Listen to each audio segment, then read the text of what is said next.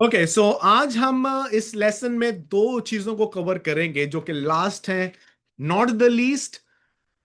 मगर इसके अलावा भी बहुत सारी बातें हो सकती हैं मेरे यीशु के ऊपर, मेरे यीशु के मुतालिक।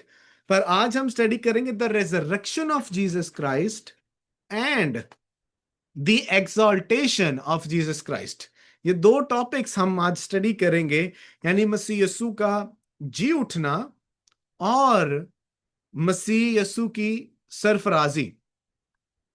जब हम मसीह यीशु के जी उठने के मुतालिक बात करते हैं, I think this is the biggest miracle that took place in human history. अब आप कह सकते हैं सर इसमें क्या जी उठे, बड़े लोग इल्जामात भी लगाते हैं कि पुराने नामे में अलीशा ने मुर्दा जिंदा किया, वो जी उठा था। लाजर भी जिंदा हो गया था।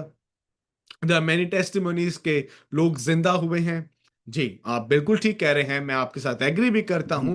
मगर वो सब जी उठने के बाद दोबारा मरे भी हैं। मगर मेरे यीशु का जी उठना निराला है, क्योंकि जब वो जी उठा है दोबारा मरने का नहीं। हालेलुया। उसकी कब्र आज भी खाली है। आई लव दैट गीत जो आरिफ पट्टी ने गाया है, सारी दुनिया दी कब्रां विच कब्र इक्को खाली है। और उस कब्र पर आज भी लिखा है, he is not here for he is risen. Hallelujah. आज मैं ज्यादा पेंटिकॉस्टल हो गया तो मुझे माफ करना, क्योंकि टॉपिक ऐसा है। सो अब तो आपने इस बात को सीखना है कि आपका यीशु जी उठा है। आमीन। आपका यीशु जिंदा है। मूसा मर गया, दाऊद मर गया, एलिया उठाया गया, कब्र में नहीं गया। सारे अंबिया कराम, हिजकियल, दानियल, होजिया, यसाया, एवरीवन डाइड। बाकी मजाहिब के जितने भी लोग हैं सब मर गए। मगर एक हस्ती जिसके मुतालिक यूहन्ना मुकाशफा की किताब में लिखता है कि वो था, है और अब्दुल अबाद तक जिंदा रहेगा, वो कोई और नहीं, वो मेरा आपका यीशु अल मसीह है। एक और आपको मैं इंडिकेटर दे रहा हूं, कभी आपसे पूछा जाए, बहुत से लोग इल्जाम भी लगाते हैं, क्योंकि गलत जब पढ़ते हैं तो उनको उनके सोचों पर वो चीज हावी हो जाती है। क्या प्रूफ है कि ये चार अनाजील ही इल्हामी किताबें हैं जो आपके पास बाइबल मुकद्दस में, यानी मत्ती, मरकस, लूका, यूहन्ना? सबसे बड़ी इंडिकेशन मैं बता दूं कि किसी भी इंजीली बयान को टेस्ट करना है कि ये इल्हामी है या नहीं है, वो मैं आपको बताने लगा हूं। चेक करें, क्या वो यीशु मसीह के जी उठने के मुतालिक बयान करते हैं या नहीं। यू शुड चेक, क्या वो यीशु मसीह के जी उठने के मुतालिक बात करते हैं, गवाही देते हैं या नहीं। तोमा की इंजील पढ़ें, उसमें कई ऐसे वाकयात हैं, कई ऐसी तालीमात हैं जो यीशु अल मसीह की तालीमात हमें मत्ती की इंजील में मिलती हैं, लेकिन हम उन्हें इल्हामी करार इसलिए नहीं देते क्योंकि उसमें यीशु मसीह के जी उठने की गवाही नहीं है। तो वो इंजीली बयान क्या हुआ हमारे लिए? वो गैर इल्हामी हुआ। पौलुस कहता है अगर मसीह मुर्दों में से जी नहीं उठा तो हमारा ईमान लाना बेफायदा है। और अगर ऐसा हुआ है तो ये गवाही है कि 500 पर वो जाहिर भी हुआ है। अभी हम स्टडी करेंगे। My god, resurrection of Jesus is the central message of Christianity. Book of Acts जीउटे मसीह की गवाही देती है। मेरे बाबा ने एक सीरीज की, इसलिए मैं कहता हूं मुझे उनसे बड़ा कोई प्रीचर ला के दे दो, मैं आपको अपने पुलपिट पे आने दूंगा। I love my dad, I don't know why. ये नहीं कि वो मेरे डैड हैं, he is a man of God, he is a man of God. I love him. मैंने बचपन में बहुत मार खाई उनसे, मैं कन्फेस करता हूं इस बात को। बेल्टों से मार पड़ी मुझे, थप्पड़ पड़े मुझे, लेकिन आज उन थप्पड़ों का नतीजा मैं देख रहा हूं कि बचपन में मुझे डिसिप्लिन किया गया है। आज मुझे उस डिसिप्लिन का फ्रूट मिल रहा है। उन्होंने एक सीरीज की, the resurrected Lord, book of acts में से। कमाल, वो यूट्यूब पे या फेसबुक पे उनकी सीरीज पड़ी हुई है, testimony of the resurrected lord. So गवाही देनी है हमने मसीह की कि वो जी उठा है। आमीन। He is alive, he is present, वो हमारे दरमियान मौजूद है। आमीन। सो डॉक्ट्रिन ऑफ रेजरेक्शन है क्या? The resurrection of Jesus Christ was the act by which he, of his own will, came back to life after his death and burial. यानी मसीह यीशु का जी उठना यीशु अल मसीह की बाहमी या उसकी आजाद मर्जी के तहत हुआ।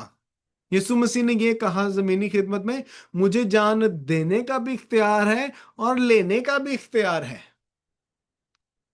सलीब पर उसने जाहिर किया कि वो जान अपनी जब तक खुद ना दे, कोई शख्स उसकी जान को उससे जुदा नहीं कर सकता। आपको क्या लगता है मसीह यीशु पर मौत हावी हो गई? नहीं, उसने जब तक ये नहीं कहा, आए बाप मैं अपनी रूह तेरे हाथों में सौंपता हूं, मौत की जुर्रत ना हुई।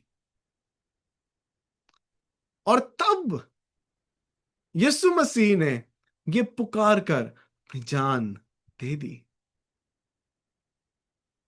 और लिखा है देने का भी इख्तियार है, लेने का भी इख्तियार है। और फिर हम देखते हैं वो तीसरे दिन मुर्दों में से जी उठा। हालेलुया। सो उसकी आजाद मर्जी थी।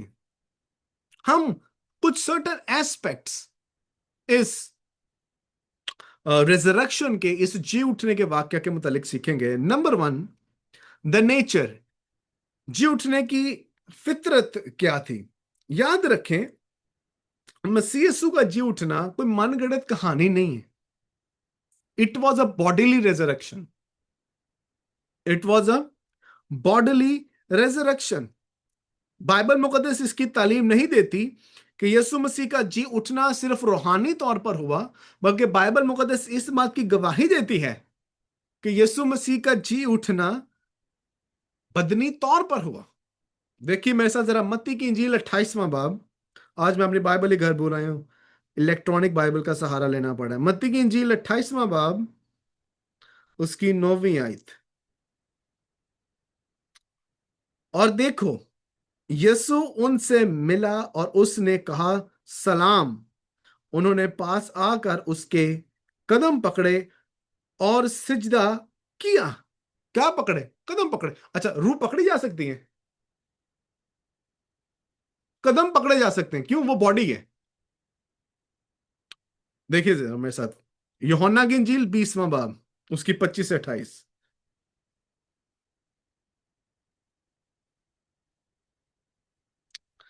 जी, 25 से 28। तो यहां पर यूं लिखा है, बस बाकी शागिर्द उससे कहने लगे कि हमने खुदावंद को देखा है। मगर उसने उनसे कहा, जब तक मैं, ये तोमा की बात कर रहा हूं, कहता है जब तक मैं उसके हाथों में मेखों के सुराख ना देख लूं और मेखों के सुराखों में अपनी उंगली ना डाल लूं और अपना हाथ उसकी पसली में ना डाल लूंगा, हरगिज यकीन ना करूंगा। 26वीं आयत से आगे पढ़ रहा हूं आपके लिए। वो कहता है, 8 रोज बाद जब उसके शागिर्द फिर अंदर थे और तोमा, तोमा रसूल जो पाको हिंद में आया, जिसकी खिदमत के वसीला से आज मैं और आप मसीही हैं, ये उसकी बात कर रहे हैं। तोमा रसूल वो आया है, उनका उनके साथ था और दरवाजे बंद थे। यीशु ने आकर बीच में खड़ा होकर कहा, तुम्हारी सलामती हो। दरवाजे बंद हैं लेकिन आ गया। ओ माय गॉड। फिर उसने कहा, तोमान से कहा, अपनी उंगली पास लाकर मेरे हाथों को देख और अपना हाथ मेरे पास लाकर मेरी पसली में डाल और बेइत्तेकाद ना हो बल्कि एतकाद रख। फिर जब तोमा साहब ने किया है, क्या किया? तोमा ने जवाब में से कहा, आए मेरे खुदावन, आए मेरे खुदा। My God, what an amazing testimony. इसका क्या इंडिकेशन है? क्राइस्ट की रेजरेक्शन एक बॉडीली रेजरेक्शन थी। आमीन। वो बदनी तौर पर जी उठा। एक और वाला देखते हैं, पहला करंथियों का खत 15वां बाब, उसकी 24वीं आयत। पहला करंथियों 15वां बाब, उसकी 24वीं आयत। जी, कलाम पाक में यूं मरकूम है, उसके बाद आखिरत होगी, उस वक्त वो सारी हुकूमत और सारा इख्तियार और कुदरत निस करके बादशाही को खुदा यानी बाप के हवाला कर देगा, क्योंकि जब तक कि वो सब दुश्मनों को अपने पांव तले ना ले आए, बादशाह उसको बादशाह करना जरूर है, बादशाही करना जरूर है।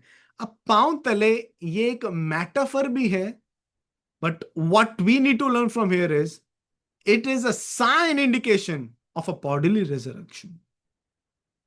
सो यीशु मसीह की रिजरेक्शन, उसका जी उठना, एक यूनिक रिजरेक्शन था। आज बहुत से लोग, जैसे मैंने पहले भी बताया, आर्ग्यू करते हैं कि जनाब लाजर भी तो जिंदा हुआ था। जी बिल्कुल, मगर ये लाजर की और यीशु मसीह की के जी उठने में फर्क भी था। पहला, एग्जाम में पूछ सकता हूं मैं आपसे, पहला याद रखें, he was resurrected by his own power. यीशु मसीह अपनी कुदरत के वसीला से जिलाया गया, जबकि लाजर को यीशु ने जिलाया था। आमीन। लाजर को यीशु ने जिलाया, यीशु अपनी कुदरत के वसीला से जिलाया गया। दूसरा, it is unique because Christ arose and will not die again. दूसरी बात ये, यीशु मसीह जी उठा है, अब दोबारा मरने का नहीं। He is not going to die again. My God. और ये इस बात की निशानदेही है, इस बात की दलील है कि जैसा आपका यीशु है, वैसे आप और मैं हो जाएंगे। आमीन। इसका जिक्र हमें पहला करंथियों 15वां बाब, उसकी 20वीं आयत में, और यूहन्ना की इंजील, उसका 5वां बाब 28 और 29, ये दो आयत में हमें मिलता है। अब what are the importance of resurrection, जी उठने के फवाइद क्या हैं? Well, the resurrection of Jesus और यीशु मसीह के दावे इस बात की एक दलील है कि ये दोनों साथ साथ चलते हैं।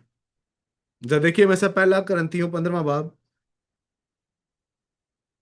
उसकी 12वीं आयत से वो कहता है, बस जब मसीह की ये मुनादी की जाती है कि वो मुर्दों में से जी उठा, तो हम में से बाज किस तरह कहते हैं कि मुर्दों की क़यामत है ही नहीं। अगर मुर्दों की क़यामत नहीं, तो फिर मसीह भी नहीं जी उठा। वाह, वाह, सदके जाऊं पॉल तेरे, कैसे रूल कुछ की तहरीक में ये चीज लिखी है उसने। और अगर मसीह नहीं जी उठा, तो हमारी मुनादी भी बेफायदा है, और तुम्हारा ही मान लाना भी बेफायदा है। समझ तो नहीं आ रही आपको? आपको समझ तो नहीं आ रही? सर आ रही है। अगर, क्यों आ रही है? ये नहीं आनी चाहिए समझ। अगर मसीह नहीं जी उठा, मेरी मुनादी भी फारग है, आपका ईमान लाना भी बेफायदा है। लेकिन वो जी उठा है और अब्दुल्ला बाद तक जिंदा रहेगा। Isn't that wonderful? इसके बारे में थोड़ा सोचो, फील करो उस रिजरेक्शन पावर को। क्या होता अगर निदा मुकद्दसा मरियम के साथ सुबह सुबह सबत के बाद मसाला जात लेकर यीशु को कब्र पर देखने जा रही, तो कब्र खाली होए, तो बाद च मसीह के साथ इनकाउंटर हो। My God, just feel that power. Literally मैं होता, मैं डर के मारे निकम्मन लग गया ना सी। मैं मैं कभी कभी ऐसे सोच के मैं कामने लग जाता हूँ कि यार अगर ऐसा हुआ कि उस टाइम पे मैं भी वहां पे मौजूद होता, मैं तो लिटरली कांपने लग जाना था। Because I feel that power. उसको फील करो कि वो जी उठा है। हमारा ईमान लाना बेफायदा नहीं है, वो जी उठा है और अब्दुल बात तक जिंदा रहेगा। आमीन।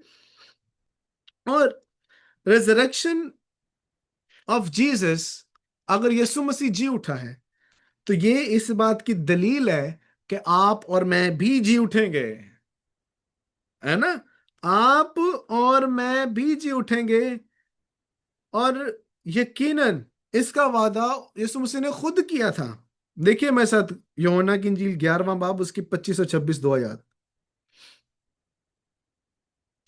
11वां बाब 25 और 26 दुआ याद, इसमें यूं लिखा है, यीशु ने उससे कहा, क्यामत और जिंदगी तो मैं हूं। अच्छा, ये क्यामत का जो लफ्ज है ना, हम लोग क्योंकि रहते हैं एक मुस्लिम कॉन्टेक्स्ट में, तो हमें लगता है क्यामत का मतलब है आखिरत।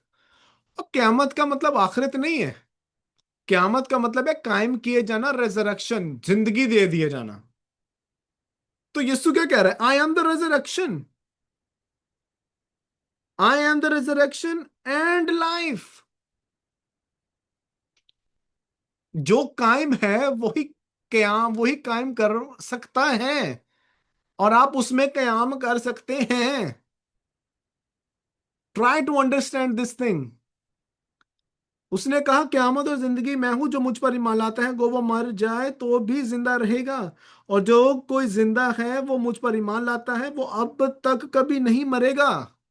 You will never die, because Christ lives and you live. Hallelujah. Christ lives, you live. वो जिंदा है, आप जिंदा हैं। आमीन।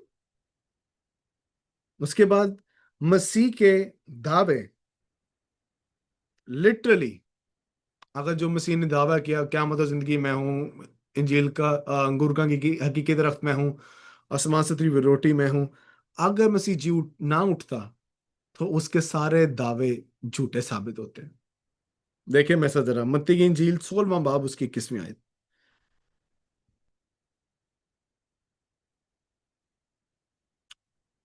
मत्ती की इंजील 16वां बाब उसकी 21वीं आयत, यहाँ पे यूं मरकूम है, उस वक्त से यीशु अपने शागिर्दों पर जाहिर करने लगा कि उसे जरूर है कि यरूशलेम को जाए और बुजुर्गों और सरदार काहनों और फकीहों की तरफ से बहुत दुख उठाए और कत्ल किया जाए, और तीसरे दिन जी उठे। यीशु मसीह ने खुद दावा कर दिया था कि वह हवाला किया जाएगा। मगर कहानी यहां पे खत्म नहीं है, कहानी शुरू हुई है। वो जी उठेगा। हालेलुया। What an amazing thing. यीशु मसीह का दावा झूठा पड़ जाता अगर वो वाकई जी उठ ना उठता, तो इसका मतलब क्या? वो वाकई जी उठा है। फिर ये मैंने आपको पहले पॉइंट बता दिया, the resurrection is the vital part of the gospel. और हम ये देखते हैं कि रसूलों ने जी उठे मसीह की गवाही दी। जरा मेरे साथ देखिए, अमाल की किताब दूसरा बाब उसकी 24वीं आयत। अमाल की किताब दूसरा बाब उसकी 24वीं आयत। जी, यहां पर पतरस आप पेंटिकॉस्टल बन गए, क्योंकि पेंटिकॉस्ट के रोज उसने रूहुल कुद्स को हासिल किया। और लिखा है 24वीं आयत में, लेकिन खुदा ने मौत के बंद खोल कर, इसी तरह फील करना है अच्छी तरह से, लेकिन खुदा ने मौत के बंद खोलकर उसे जिलाया, क्योंकि मुमकिन ना था कि वो उसके कब्जा में रहता। वो जिलाया गया। एक और हवाला देख लें, 10वां बाब, अमाल की किताब 10वां बाब उसकी 40वीं आयत।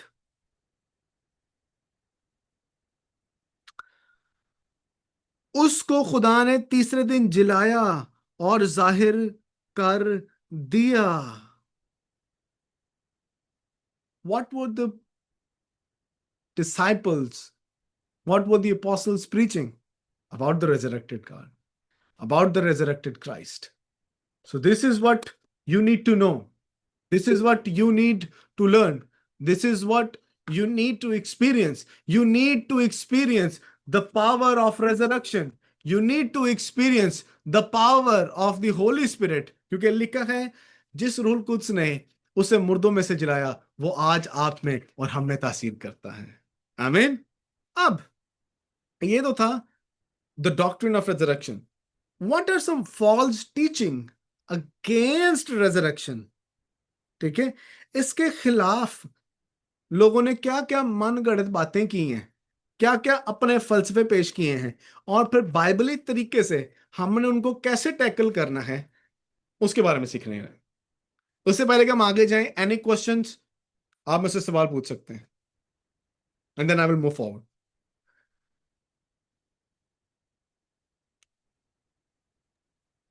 सर मेरा क्वेश्चन था कि क़यामत की ना मुझे सही से समझ नहीं आई। उस क्या टर्म को अगर आप थोड़ा सा एक्सप्लेन कर दें। क़यामत का मतलब है कायम किए जाना। ठीक है, इसको इंग्लिश में ज्यादा अच्छा लगता है, रेजरेक्शन। ठीक है, आपको रेजरेक्ट कर दे, यानी कि जिंदा कर दिए जाना।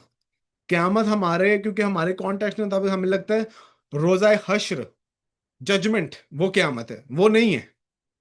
क़यामत है रिजरेक्ट कर देना। ठीक है, यानी जिंदा कर दिए जाना। जिंदा वही कर सकता है जो खुद जिंदगी रखता है, वो मेरा यस्सु है जी। Any more questions?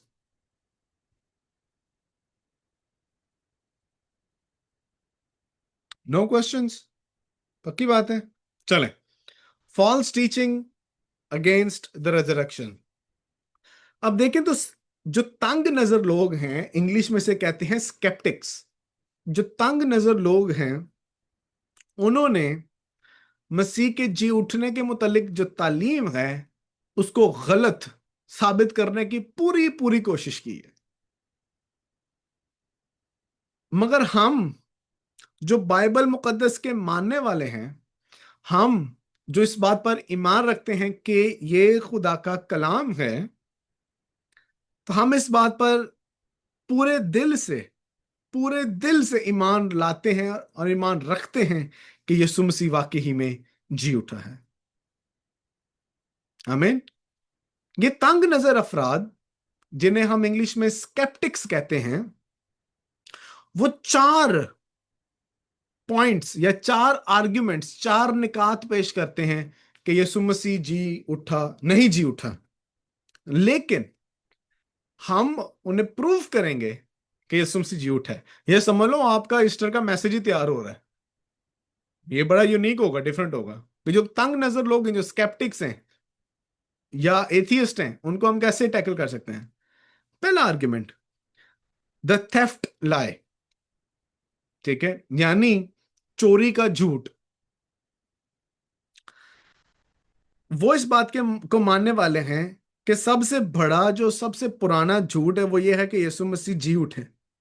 और ये इस बात का इकरार करते हैं कि शागिर्दों ने यीशु मसीह की लाश को चुरा लिया जब सिपाही यीशु मसीह की कब्र पर पहरा दे रहे थे, जब वो सिपाही सो रहे थे।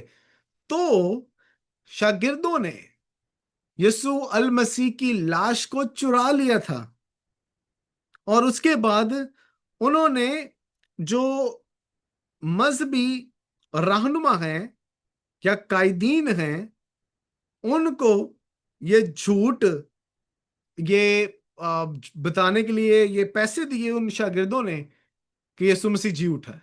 अच्छा, जरा आप मत्ती की इंजील, आप सिर्फ हवाला लिख लें, मत्ती की इंजील 28वां बाब 11 से 15, और मत्ती की इंजील 28वां बाब, बल्कि 28वां बाब पूरा पढ़ लें, 11वीं आयत से लेकर 15वीं आयत तक, जिसमें खास तौर पर 13 से 14वीं आयत मैं आपके लिए पढ़ता हूं। मिसाजा देखिए कि इसका बिब्लिकल रिस्पॉन्स क्या बनेगा। क्या शागिर्दों ने लाश चुराई थी? क्या शागिर्दों ने पैसे दिए थे? अच्छा, देख लेते हैं जी। 28वां बाब देखें जी, 13वीं और 14वीं आयत। वो कहता है जी, ये कहा, ये कह देना कि रात को जब हम सो रहे थे तो उसके शागिर्द आकर उसे चुरा ले गए। अब सिपाहियों को सदर अदालत और सरदार काहिन कह रही है सिपाहियों को कि लोगों को यह बता देना कि शागिर्द आके लाश चुरा के ले गए थे।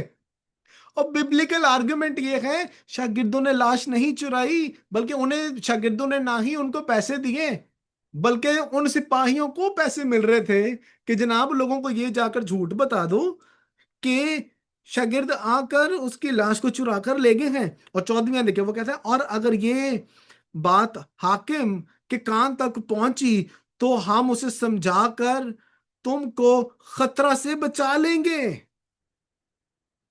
Are you getting the point?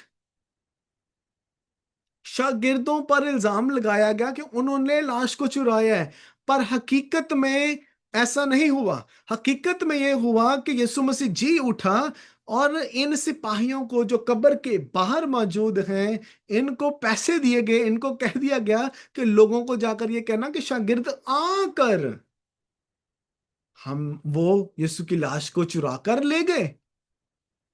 एक स्कॉलर है, उसने ये कहा उस वक्त चंद रुपए में यीशु मसीह की यीशु मसीह के जी उठने की गवाही को दबाने की कोशिश की गई। कहते और आज हम अरबों रुपया, करोड़ों रुपया लगाकर हम जी उठे मसीह की गवाही देते हैं। हालेलुया! हम आज जी उठे मसीह की गवाही देते हैं कि यीशु जी उठा है। तो ये आपका इल्जाम गलत है। आप जो इल्जाम लगाते हैं कि शागिर्दों ने लाश चुराई, शागिर्दों ने लाश नहीं चुराई, ना ही शागिर्दों ने पैसे दिए। और शागिर्द इतने अच्छा, अगर उन्होंने लाश चुराई होती तो पतरस पतरस पागल था कि वो हमें कांप रहा था? Was he a mad person? शागिर्दों ने अच्छा लाश चुराई है, तो शागिर्दों में तो तोमा रसूल भी आता है। तोमा मन गढ़ंत कहानी बक रहा है।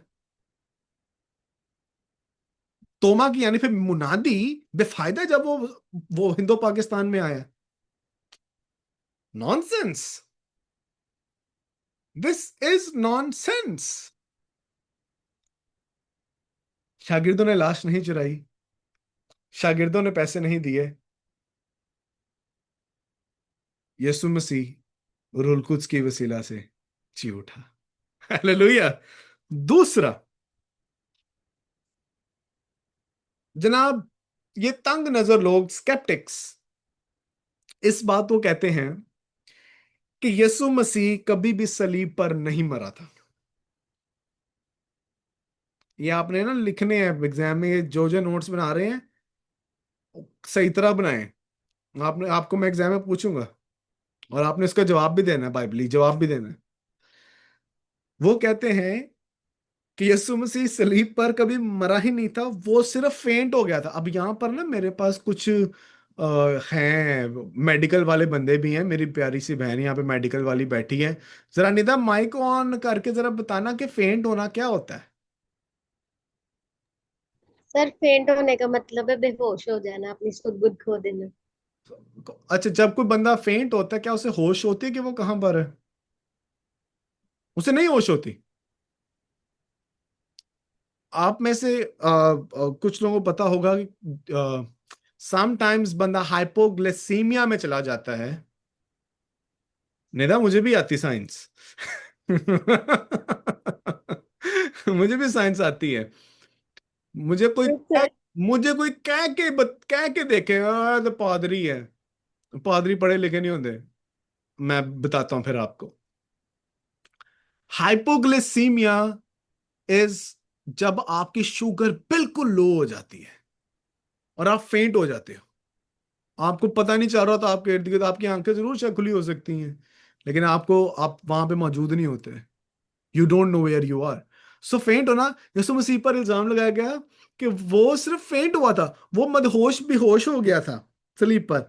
और मैं जब इसको स्टडी कर रहा था लिटरली मेरा मैं फूट फूट के हंसने लग गया।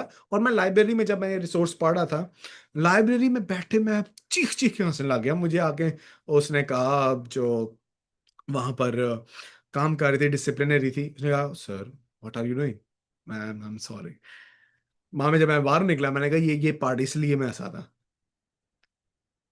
ये तंग नजर लोग कहते हैं कि यीशु मसीह सलीब पर मरा नहीं था, बेहोश हुआ था, और जब उसे कब्र में रखा गया तो कब्र में ठंडी हवा और मसाला जात लगाने की वजह से वो जी उठ गया, उसे होश आ गई। मैं क्या यार, ऐदा मतलब है भी जेड़ा बंदा बेहोश है ਉਹਨੂੰ अपना जराब में मौजा संगा दो भी जी उठेगा। आप यानी ये कहना चाह रहे हो, मतलब कैसी को बोंगी मारी आपने। आप कह रहे हैं कि वही बात हुई मौजा संगा दोगे, तो यू आर सेइंग कि यीशु मसीह को जनाब जी ठंडी ठंडी हवा लगी, ठंडा ठंडा कूल कूल, यीशु मसीह प्रिकली हीट पाउडर ला के गया सी जेड़ा कबर च। क्या नॉनसेंस क्लेम्स कर रहे हो आप। बाइबली एतबार से देखें, जरा देखिए मेरे साथ मरकस की इंजील 15वां बाब उसकी 44 और 45 दुआ याद।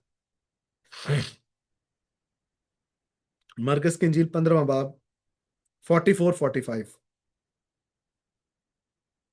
लिखा है, जब शाम हो गई तो इसलिए कि तैयारी का दिन था जो सबत से एक दिन पहले था, अर्तमिया का रहने वाला यूसुफ आया, जो इज्जतदार मशीर और खुद भी खुदा की बादशाही का मुंतजर था। उसने उसने जुर्रत से पिलातुस के पास जाकर यीशु की लाश मांगी। क्या, ओ माय गॉड, जरा मुझे बताना, ये दूसरा शाहजेब भी मेडिकल प्रोफेशन में है। शाहजेब, जो बंदा फेंट होता है, क्या उसे लाश कहा जाता है? जी नहीं सर, उसको लाश नहीं कहा जाता सर। लाश किसको कहा जाता है?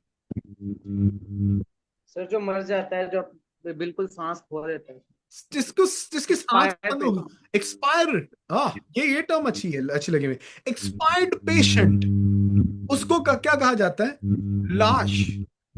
ठीक है, इंग्लिश में इसको हम क्या कहते हैं? मैंने इंग्लिश ट्रांसलेशन में देखी इसकी। निदा, आपके माइंड में है इंग्लिश ट्रांसलेशन क्या होती है? सर एक्सपायरी कहते हैं। एक्सपायर्ड। Okay, expired. चलो एक्सपायर्ड। तो वो कह रहे कि उसकी एक्सपायर्ड बॉडी उन्होंने मांगी। हाँ, कोई बात नहीं, एक गवाही पूरी नहीं है, दूसरी गवाही भी देखते हैं। लूका की इंजील निकालें 23वें बाब में। लूका की इंजील 23वां बाब उसकी 52 आयत देखें जरा। 52 आयत में लिखा है, और देखो यूसुफ नाम एक शख्स मुशीर था, जो नेक और रास्तबाज आदमी था। उसके मुताबिक से लिखा है, उसने 52 आयत पढ़ना, उसने पिलातुस के पास जाकर यीशु की लाश मांगी।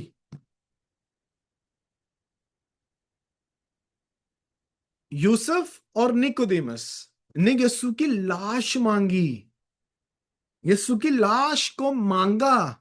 वो बेहोश नहीं हुआ था। स्लीप पर भी देखे, जब कहा कि अच्छा चेक कर जी मर मुर गया है कि नहीं मरिया, पसली में नेजा मारा, क्या निकला? खून और पानी निकला।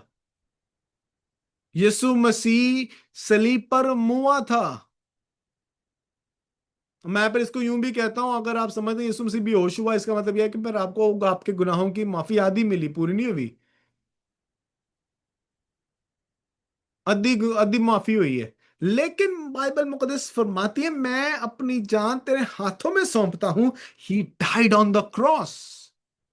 और वैसे भी मैं आपको सही बात बताऊं, जैसी भयानक क्रूसिफिक्शन होती थी रोमी द्वार में, कोई शख्स जो सलीब पर लटकाया गया हो वो बच नहीं था सकता, कोई भी नहीं बच सकता।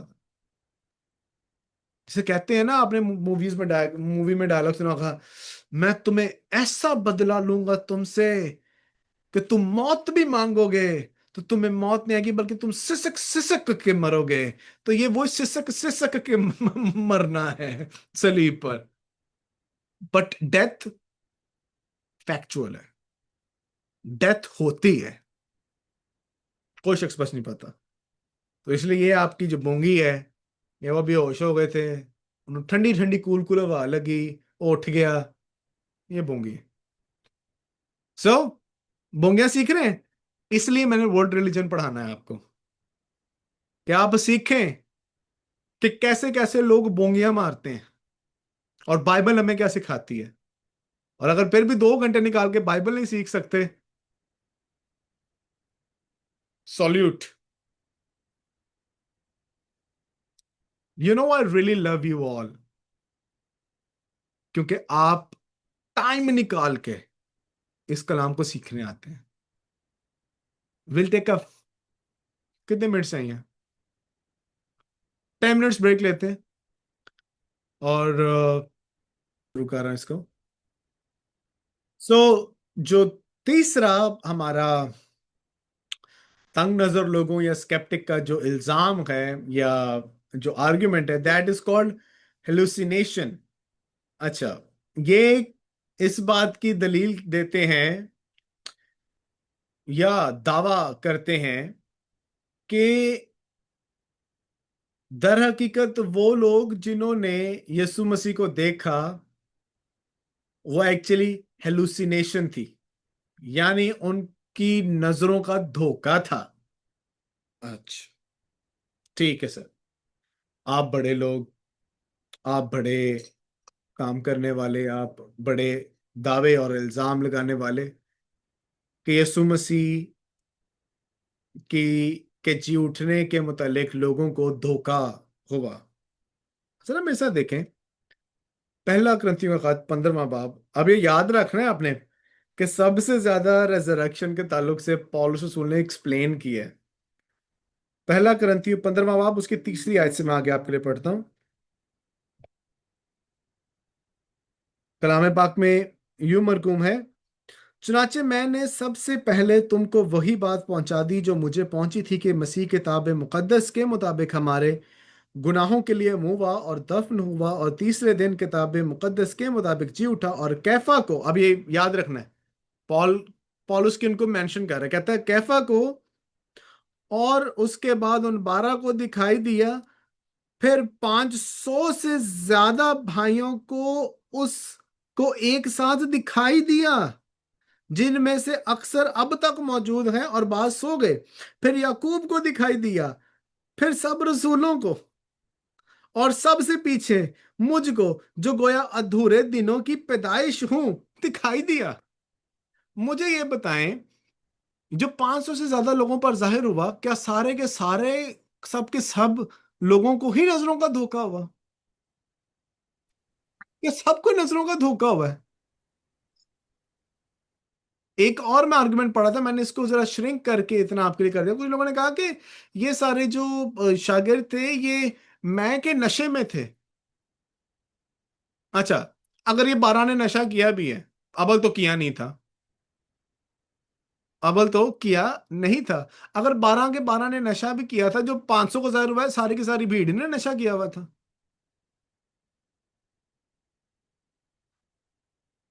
कम अकली।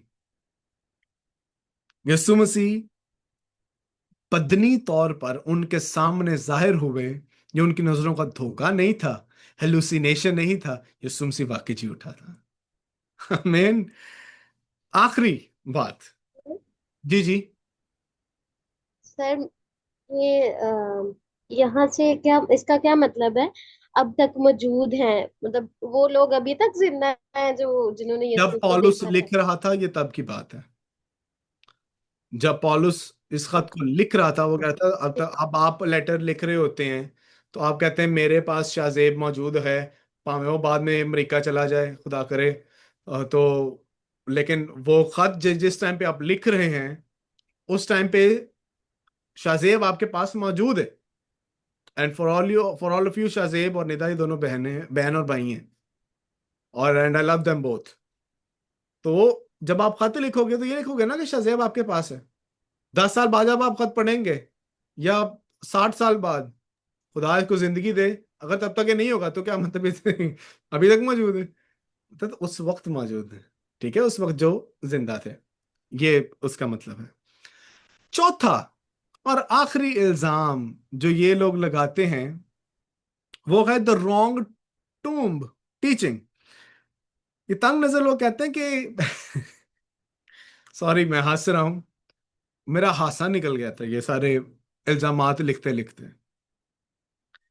वो कहते हैं कि औरतें गलत गलत कब्र पर चले गईं, और ना सिर्फ औरतें, बल्कि जितने भी लोग उसके बाद कब्र पर गए वो गलत कब्र में गए थे।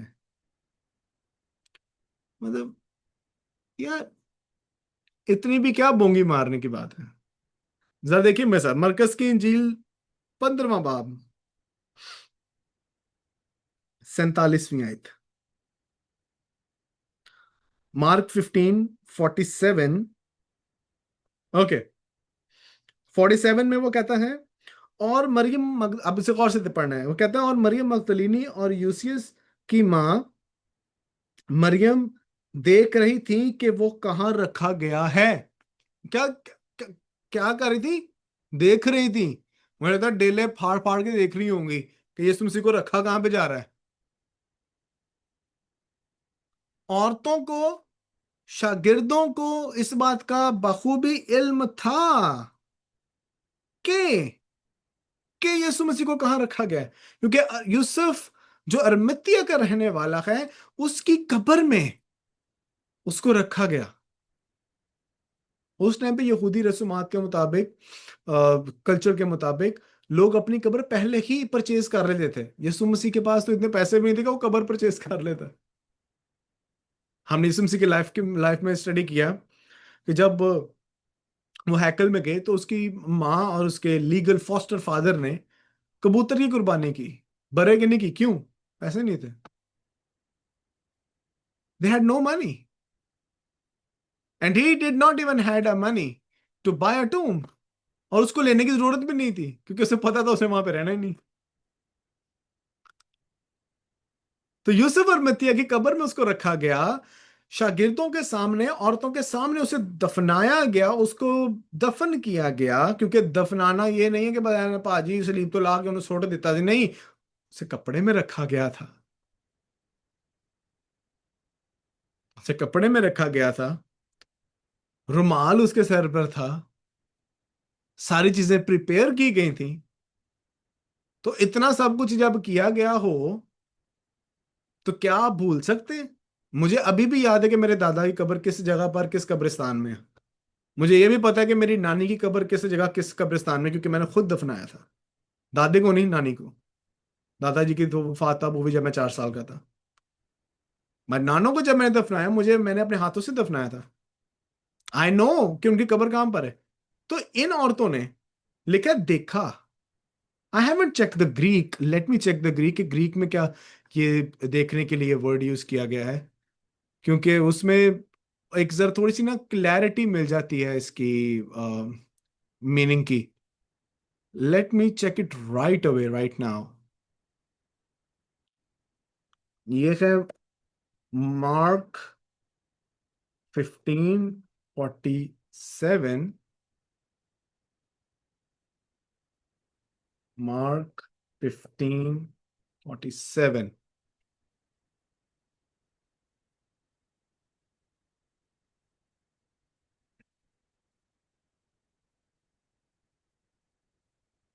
ओ माय गॉड। अब यहां पे वर्ड है एथ ऊ रून, and this is imperfect active verb. यानी उस टाइम पे वो ऑब्जर्व कर रही थी। This is the verbal action. वो देख रही थी। इसके मायने अगर देखें तो इसके मायने बड़े हो सकते हैं। बिहोल्ड, देखो, देखना, गौर से देखना। तो यानी वो गौर से देख रही थी। दे वर ऑब्जर्विंग। कैसे हो सकता, भूल गई हूं? नहीं हो सकता। और इसीलिए, हाँ, बाद में फिर इल्जाम भी लगाया जाता, अच्छा चलो नहीं देख रही थी। तो फिर वो डर क्यों रही थी कब्र पर जाने के लिए? वो कब्र पर जाने के लिए नहीं थी डर रही, जो पत्थर इतना भारी भरकम रखा था मरकज 16वें बाब के मुताबिक, वो ये डर रही थी कि जनाब जी पत्थर को कौन साइड पे करेगा, कि वो बहुत भारी पत्थर था। मगर यीशु मसीह वाकई जी उठा। आमीन। सो ये चार बातें आपने याद रखनी है। इन 4 गलत तालीमात के खिलाफ आपने उठना है ताकि आप दुरुस्त तालीम देने वाले बने। आमीन। Next, let's move forward. The exaltation of Jesus Christ, यीशु अल मसीह की सरफराजी। अब जब हम यीशु अल मसीह की सरफराजी की बात करते हैं तो यीशु मसीह की सरफराजी उसके जी उठने से ही शुरू हो गई थी और अब अब्दुल्लाबाद तक होती रहेगी। एग्जॉल्टेशन या सरफराजी खुदा बाप का ऐसा रद्द अमल है जिसके वसीला से खुदा बाप ने अपने बेटे खुदावंद यीशु अल मसीह को उसके मिशन पूरा करने की वजह से उसको सरफराजी अता की। आमीन। और वो सरफराजी यीशु मसीह की जी उठने से लेकर अब्दुल्लाबाद तक होती रहेगी। जरा देखिए मेरे साथ ये 2 हवाला जात, फिलिपियों का खत 2 बाब उसकी 9वीं आयत से, फिलिपियों 2 बाब उसकी 9वीं आयत से 11वीं आयत तक। उसी वास्ते खुदा ने भी उसे बहुत बुलंद किया और उसे वो नाम बख्शा जो सब नामों से आला है, ताकि यीशु के नाम पर हर एक घुटना झुके, खा आसमानियों का हो, खा जमीनियों का, खा उनका जो जमीन के नीचे हैं, और खुदा बाप के जलाल के लिए हर एक जुबान इकरार करेगी कि यीशु मसीह खुदावंद है। मेरे साथ साथ ही देखिए इसके साथ मुकाशफा की किताब उसका 5वां बाब उसकी 13वीं आयत। तो यहां पर वो कहता है, फिर मैंने आसमान और जमीन के नीचे के समुंदर और सब मखलूकात को, यानी सब चीजों को जो उन में है, ये कहते हैं सुना। गौर से सुने, क्या कहा, क्या सुना? जो तख्त पर बैठा है उसकी और बर्रा की हमद और इज्जत और तमजीद और सल्तनत अब्दुल अबाद रहे। कोई नबी भी तख्त पे नहीं बैठा, मगर कौन बैठे तख्त पे?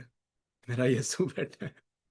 हालेलुया, मेरा यीशु तख्त पे बैठा है। He is alive, he is exalted. Exalt खुदा ने क्यों किया उसे? क्योंकि उसने अपना काम पूरा किया। आज हम लिटरली सरफराजी चाहते हैं मगर दुख उठाना नहीं चाहते।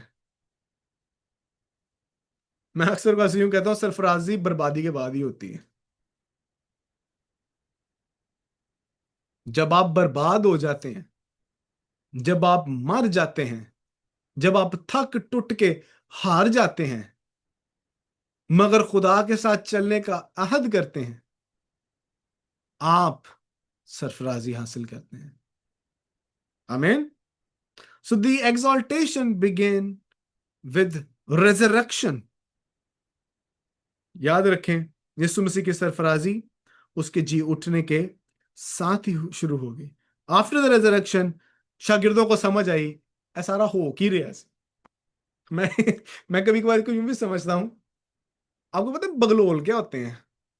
कुछ लोग ना बगलोल भी होते हैं जिनको कोई समझ नहीं आ रही होती, अल्लाह दी गां ही होंगे ने। मैं इनको यूं समझता हूं कि शागिर्द भी अल्लाह दी गां ते बस बगलोल से उन्होंने कुछ समझ नहीं आ रही है हो की रहा है। लेकिन जब यीशु मसीह जी उठे, उनको समझ आई कि हुआ क्या है। इसीलिए जो हमने यूहन्ना की इंजील 20वें बाब के 28वीं आयत में तोमा रसूल का कन्फेशन देखा, आए मेरे खुदावंद, आए मेरे खुदा, ये तब हुआ जब उनको बात समझ आ गई। यीशु जी उठा है, सरफराज किया गया है। आमीन, हालेलुया। एक बड़े, अब आपने सरफराजी के बारे में देखना है कि उस टाइम पे दरवाजे बंद थे, लेकिन यीशु मसीह बंद दरवाजों में से भी बाहर आ गया, अंदर आ गया। उसके पास जलाली बदन था। प्लीज, एक पास्टर का जिक्र करने लगा, उसका नाम नहीं लूंगा, उसकी तरह आपने ये बोंगी नहीं मारनी कि आप में से कौन कौन मुझे ख्वाबों में देखता है और मैं रात को सो नहीं पाता। कि खुदा मुझे रोया में ले जाता है, मुझे उन लोगों के पास लेकर जाता है, मैं रोया में उनके पास मौजूद होता हूं, मैं गन्ने का जूस पी रहा होता हूं। ओ भाई, लोगों को इंजील सुनाओ, ये झूठी कहानियां मत गढ़ो। इसलिए कहता हूं तेल पानी वाली कौमों को अब सीखना जरूरी है। सबसे अच्छा तरीका है तेल पानी पे लगा दो, आप पे लगे रहेंगे। सर मैं एक क्वेश्चन पूछूं? हम्म। सर तेल अगर मसा करके लगाते हैं, हम्म। कोई भी पास्टर लगाते हैं, हम्म। तो उसमें गलत गलत है, नहीं लगाना चाहिए? क्योंकि जब मैं इसकी यीशु मसीह ने मैं इसकी नफी नहीं कर रहा। मैं सिर्फ ये, हम्म, इस बात पर मेरा इतराज है कि हमने लोगों को डिपेंडेंट कर दिया है कि साडे कोलों तेल लेके जाओ तो फिर तुसी शिफा पाओगे। मेरे हम्म, यस्सु का लहू सिर्फ उस तेल में ही काम नहीं करता। मेरे यस्सु का लहू, जॉन पाइपर कहता है, आज भी बिल्कुल जिस तरह शावर चलता है वो अभी भी चल रहा है। हमें उस शावर के नीचे आने की जरूरत है। आप वॉशरूम में शावर ऑन कर दें और आप अपने बेडरूम में बैठे हो, कहें अजी मैं नहा रहा हूं, तो शावर तो पाइन अंदर है। ठीक है। सो मैं नफी नहीं कर रहा कि you should not use oil. मैंने अपने घर पे, मैं खुद उस पे दुआ करता हूं, मैं घर के चारों कोनों पे एवरी मंथ मैं वो लगाता हूँ। If I have sickness I I put oil on my self. But मैं उस ऑयल को सिंबलाइज करता हूं कि यस्सु ने असल में शिफा देनी, यस्सु ने मुझे प्रोटेक्ट करना है। लेकिन हमने लोगों को लगा दिया है ए मसा शुदा तेल है, ए चंबे का तेल है, ए जैतून का तेल। हमने हमने तेली मसीही बनाना शुरू कर दी है कि हम उस लहू की कुदरत को भूल गए हैं कि मेरे यस्सु के लहू की कुदरत क्या थी। अब समझ लगी नहीं था? ये मेरा पर्सपेक्टिव है। ठीक है। देखो, बादशाहों को मसा किया जाता था, काहिनों को मसा किया जाता था। तेल की बहुत अहमियत है, तेल की बहुत अहमियत है। मगर हम ये देखें कि तेल आप सिग्निफाई क्या कर रहे हैं। लोगों ने बिजनेस बना लिए हैं, टू बी वेरी ऑनेस्ट। ए दुआ वाला तेल ले जाओ, कम ऑन। आप लोगों को ये क्यों नहीं सिखाते, जो कुछ तुम दुआ में मांगते हो यकीन करो तुम्हें मिल गया और मिल जाएगा। आप लोगों को ये क्यों नहीं सिखाते कि खुदावंद का कलाम ये फरमाता है मुझे पुकार तो मैं तेरी सुनूंगा। आप ये लोगों को क्यों नहीं सिखाते कि जब हम ईमान से उससे कुछ मांगते हैं तो हमने शक नहीं करना। आप लोगों को ये सिखाते हैं तेल लगाएं बरकत पाएं। तेल से बरकत नहीं है, बरकत मेरे यीशु से है। It's a symbol. Don't be dependent on oil. और फिर एक वो वेव चली जी, कुछ पादरी हजरात, खुदा के खादिम, खुदा उनको भी हिकमत दे जी, दुआ वाला पाजी रुमाल दे रहे हैं, दुआ वाली जैकेटें दे रहे हैं। Come on. ਉੱਥੇ ਯਿਸੂ ਮਸੀਹ ਨੇ ਤੁਹਾਡੇ ਆਸਤੇ ਆਪਣੇ ਕੱਪੜੇ ਫੜਵਾਤੇ, ਤੁਸੀਂ ਇਹ ਜੀ रुमाला ਤੇ जनाबी जैकटा पीछे भजते हो। कोई सेंस, अगर तो उसमें कोई सेंस बनती है ना तो वो मेरे साथ आके बात करे। आई एम ओपन, मेरे साथ आके बात करे। वो उससे नंगा कर दिया गया, उसके मुंह पे चपेड़े मारी गई, उसकी दाढ़ी नोची गई, एक कम 40 कोरे मारे गए, और आप उसकी कुर्बानी को हकीर समझते हो। Shame on you, shame on you. So we need to know this thing कि वो सरफराज किया गया है, ही इज एग्जॉल्टेड। और जो एग्जॉल्टेड तख्त पर बैठा है वो तख्त से आज भी हमारे लिए शिफात कर रहा है। पहला यूहन्ना दूसरे बाब की पहली आयत के मुताबिक ही इज आवर एडवोकेट। इससे बड़ा कौन आपको एडवोकेट मिल सकता है? कोई भी नहीं। Please, I beg you all, उसकी कुर्बानी और जी उठने को हकीर मत जाने दें। और जब वो जी उठा, वो 40 दिन तक शागिर्दों के साथ रहा। जी सिस्टर साहब, कोई क्वेश्चन है?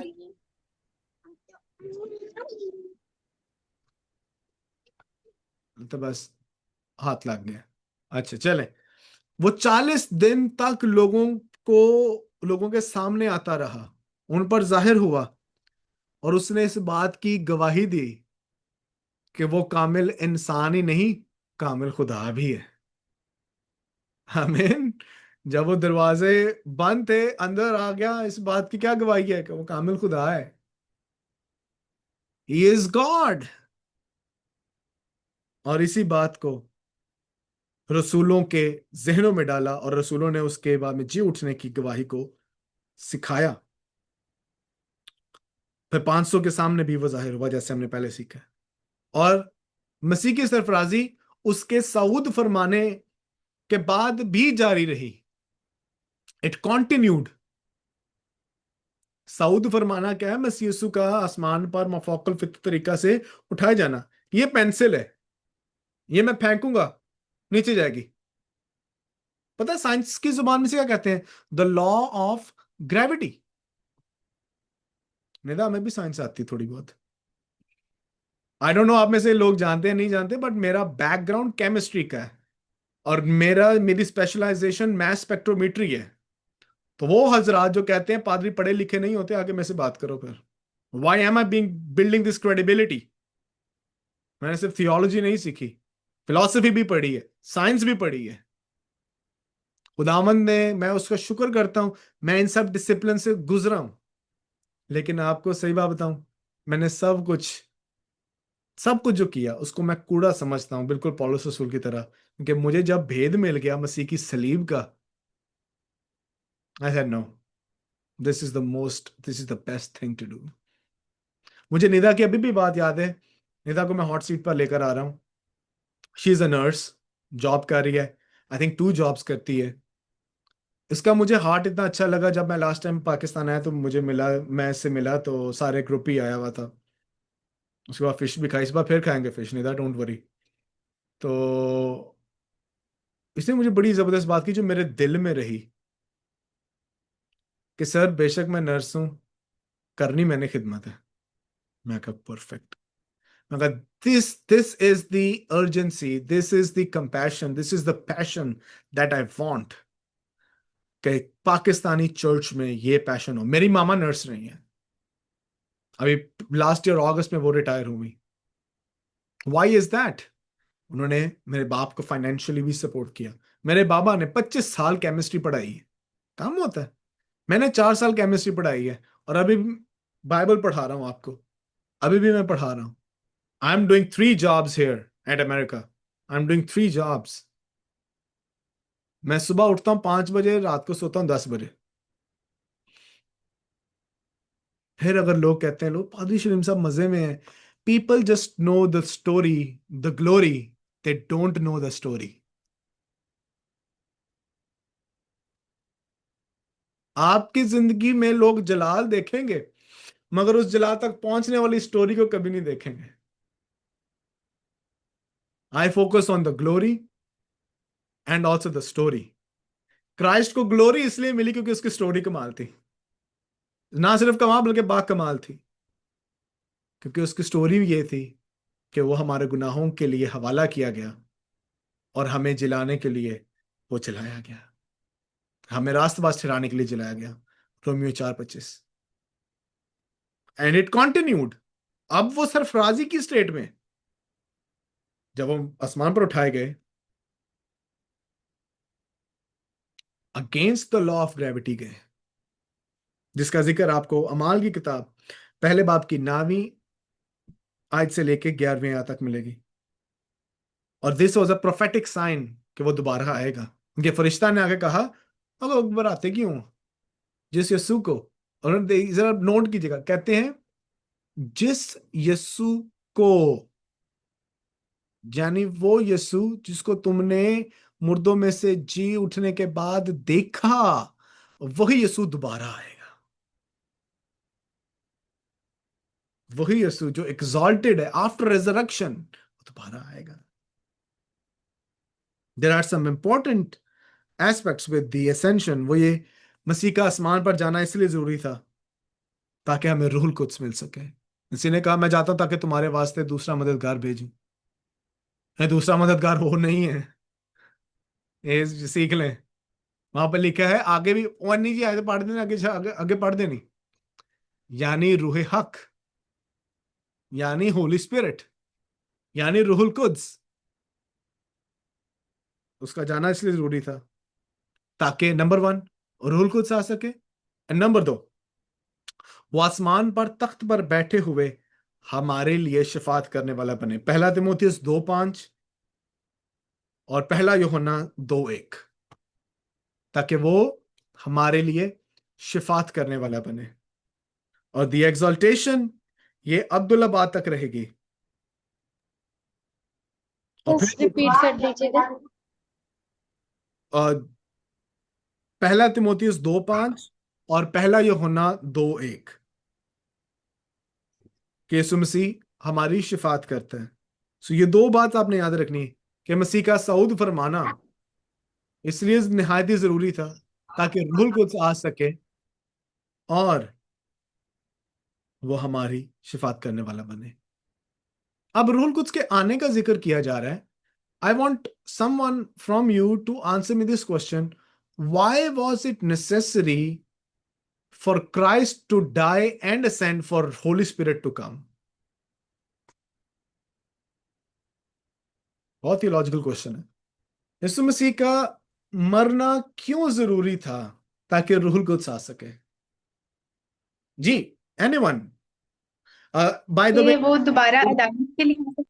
By the way the course is done. I am stopping the recording ताकि आपसे क्वेश्चन एंड आंसर सेशंस में कर लूं।